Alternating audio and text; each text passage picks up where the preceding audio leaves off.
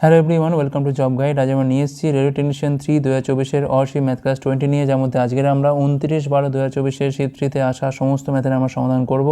আমাদের কিন্তু এই সিরিজের মধ্যে অলরেডি 19টা ক্লাস দেওয়া হয়ে গেছে, যা দেখানো সে দেখে নিও। আগামী পরীক্ষার জন্য এই ধরনের প্রশ্ন প্র্যাকটিস করে যাওয়াটা কিন্তু খুবই দরকার। চলো দেখে নেওয়া যাক এই শিফটে কেমন ধরনের প্রশ্ন এসেছিল।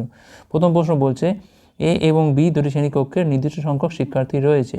যদি 5 জন শিক্ষার্থীকে এ থেকে বিতে স্থানান্তর করা হয়, তাহলে বিতে এর দ্বিগুণ শিক্ষার্থী থাকবে। যদি একজন শিক্ষার্থীকে বি থেকে এতে পাঠানো হয়, তাহলে উভয় শ্রেণীকক্ষে একই সংখ্যক শিক্ষার্থী থাকবে। বিতে কতজন শিক্ষার্থী আছে? আমরা ধরলাম এতে আছে হচ্ছে এ স্মল এ, আর বিতে আছে হচ্ছে স্মল বি।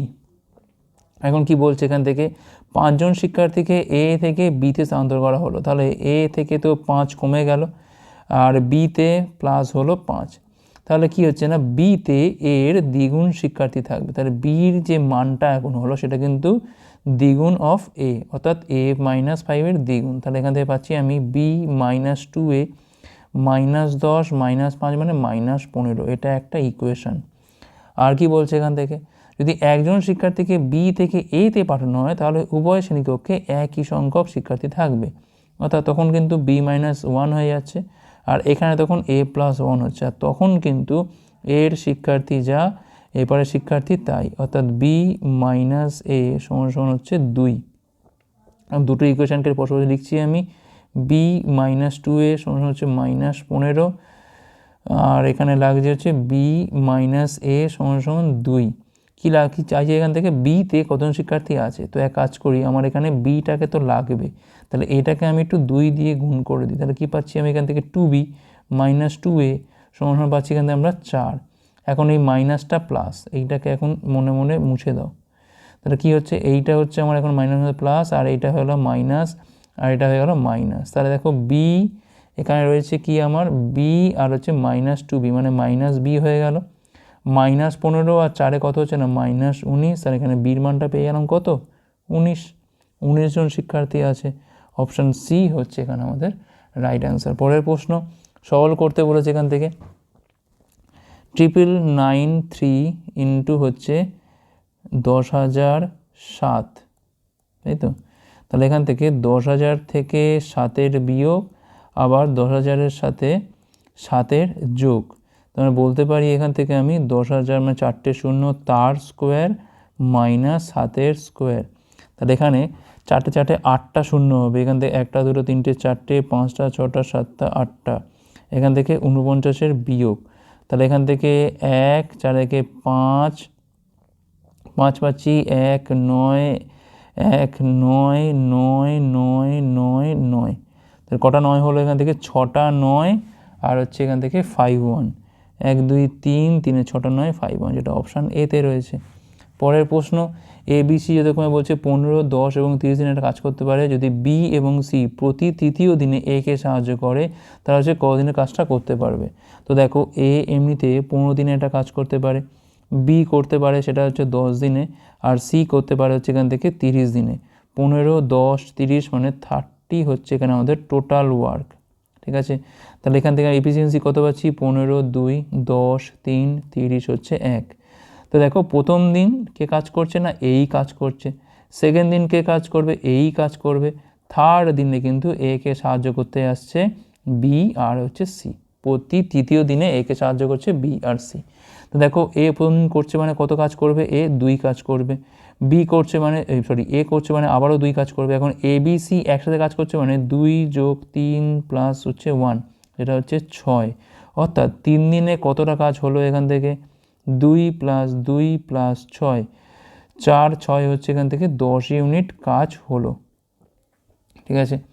এখন দেখো, আমাকে করতে হবে কত না, 30 ইউনিট। তাহলে 10টাকে করতে হলে 30, তাহলে আমাকে এটা 3 দিয়ে গুণ করতে হবে, আর এপারেও 3 দিয়ে গুণ করতে হবে। অর্থাৎ 9 দিনে কিন্তু পুরো কাজটা আমার কমপ্লিট হয়ে যাবে। 9 দিনে হয়ে যাবে 30 ইউনিট কাজ, যেটা আমাদের অপশান এতে রয়েছে। পরের প্রশ্ন সলভ করতে বলেছে, তো 2-এর 3 আর 1-এর 3 যোগ করলে কত হয়, 3-এর 3 মানে 1 1 × 23 - 13 প্লাস হচ্ছে 9। তাহলে 23 থেকে 13 গেলে পাচ্ছি এখান থেকে আমরা 10, আর 9 হচ্ছে এখান থেকে 19, যেটা হচ্ছে অপশান বিতে রয়েছে।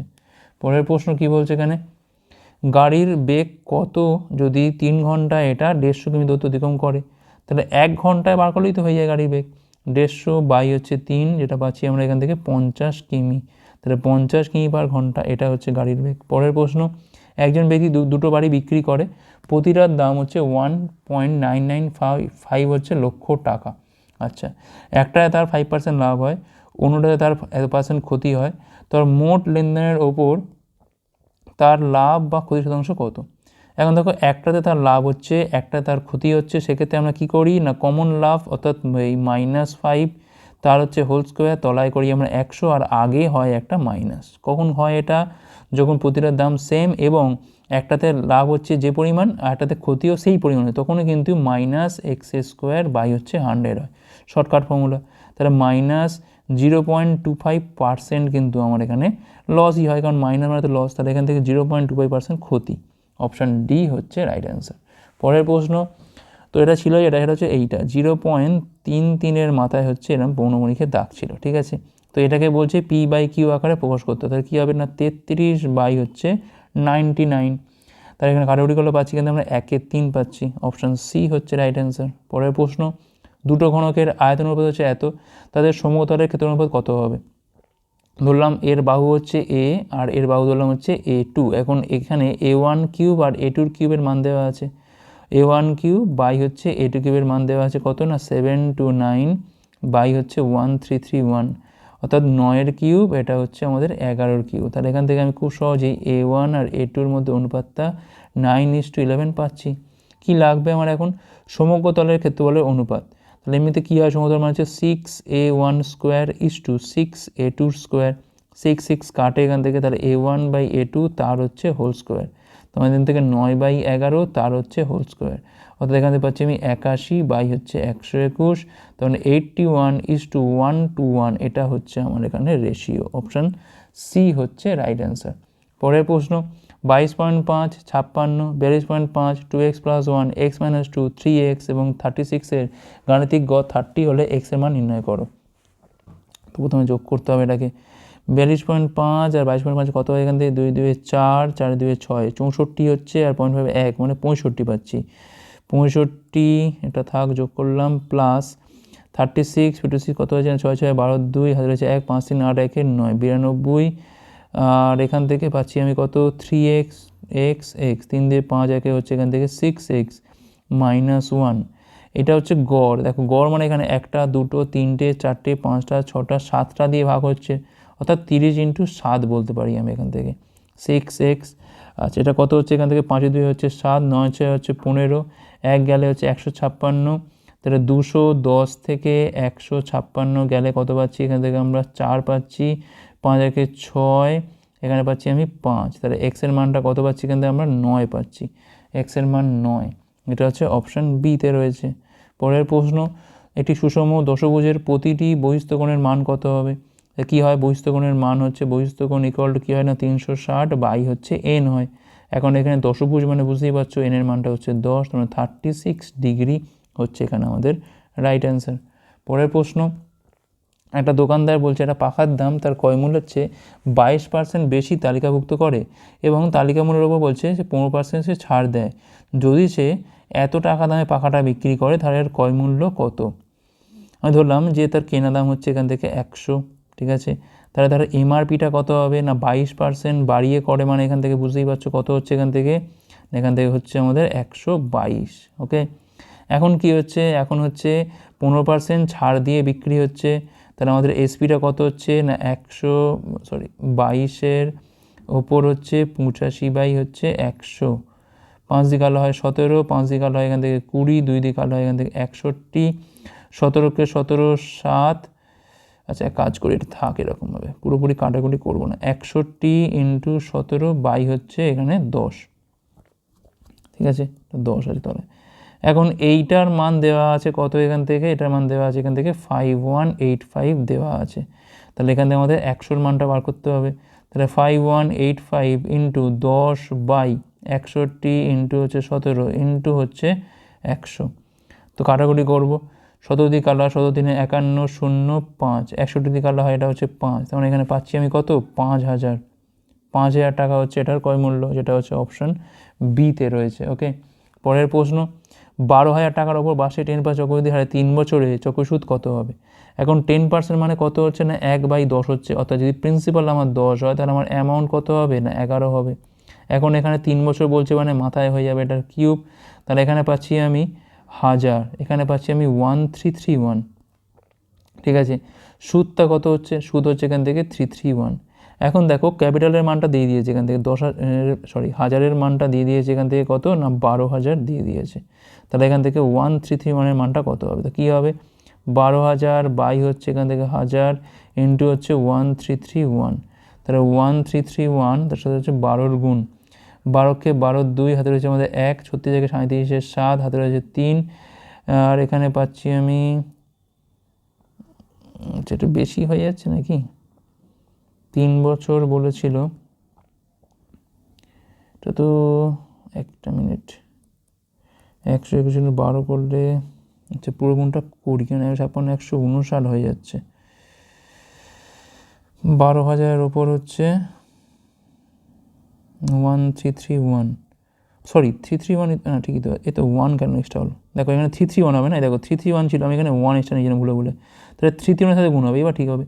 12কে 12 2001, 37 7, 3 36 দিন হচ্ছে 39, তাহলে 3972 ঠিকই আছে। এবার 3972, আমি এখানে 331 লিখেছিলাম কিন্তু এইখানে আমি ভুল করে একটা 131 নিয়ে নিয়েছিলাম, সেজন্য আমার মনে হচ্ছিল সন্দেহ হচ্ছিল, তাই 3972 হচ্ছে এখানে আমাদের চক্রবৃদ্ধির সুদ। ওকে, নেক্সট চলো কী বলছে এখানে, যদি এ এর আয় বির আয়ের তুলনায় 40% কম হয় তাহলে এ এর আয় বির আয় অপেক্ষা কতটা বেশি, তাহলে বির তুলনায় 40% কম, যদি বি 100 টাকা ইনকাম করে থাকে তাহলে এ ইনকাম করছে 40 কম মানে 60 টাকা।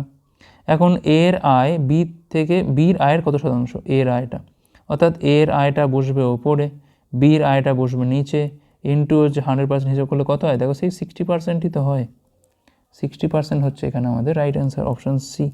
পরের প্রশ্ন, এ বি সি ডি 4 সদস্যের মধ্যে 4 7 9 3 অনুপাতে একটা পরিমাণ অর্থ বন্টন করতে হবে, যদি সি ডির থেকে এত টাকা বেশি পায় তাহলে সি আর বির মধ্যে শেয়ারের পার্থক্য কত, সি আর ডির মধ্যে পার্থক্য কত, 6, 6-এর মানটা হচ্ছে এখান থেকে 720, তাহলে 1-এর মানটা হচ্ছে এখান থেকে 120, সি আর বির মধ্যে পার্থক্য কত না 2, তাহলে 2-এর মানটা কত হবে না 120 ইন্টু হচ্ছে 2 সমান হচ্ছে এখান থেকে 240 মানে অপশান ডি হচ্ছে এখানে আমাদের রাইট অ্যান্সার। পরের প্রশ্ন, কত সময় কোনো মূলধন বার্ষিক 5% সরস্বতীর হারে এটি দ্বিগুণ হবে, অর্থাৎ পি ছিল হয়ে গেল কত এখান থেকে না 2p, তাহলে সুদের পরিমাণটা কত হচ্ছে না পি টাকার ওপর 5% হারে টি সময় বাই হচ্ছে 100, তাই টির মানটা কত হচ্ছে এখান থেকে 100/5 সমান হচ্ছে এখান থেকে 20 বছর, 20 বছর মানে অপশান ডি হচ্ছে এখানে আমাদের রাইট অ্যান্সার। পরের প্রশ্ন, একটা সমবাহু ত্রিভুজের ক্ষেত্র নির্ণয় করা যার শীর্ষবিন্দু থেকে অঙ্কিত উচ্চতা কত না 9 সেমি, দেখো এইটা হচ্ছে একটা সমবাহু ত্রিভুজ, এখন প্রতিটা তো এ করেই হবে,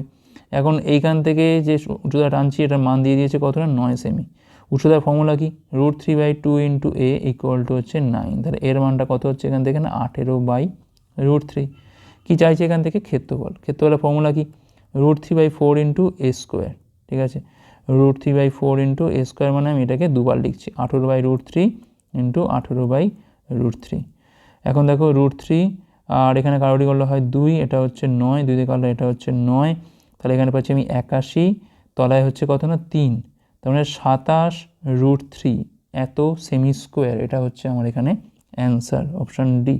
পরের প্রশ্ন, এই তথ্যের বলছে মুড নির্ণয় করতে হবে, মুড মানে যে সংখ্যাটা বেশিবার আছে, অপশান দেখো কী আছে এখানে 83, এখানে একবার আছে, এখানে একবার, দুবার, 3 বার, 4 বার, 5 বার, তাহলে 83 আছে এখানে 5 বার, 90 দেখো পরটা 90 একবার, দুবার, আর এখান থেকে দুবারই আছে, 84 দেখো একবার, দুবার, 3 বার আছে, 74 দেখো এখানে একবার, দুবার, দেখো সব থেকে কম মানে সবথেকে বেশিবার কোনটা আছে 83 আছে, 83 হচ্ছে এখানে এই তথ্যের মুড নির্ণয়। ওকে, পরের প্রশ্ন, তো এখানে বলেছে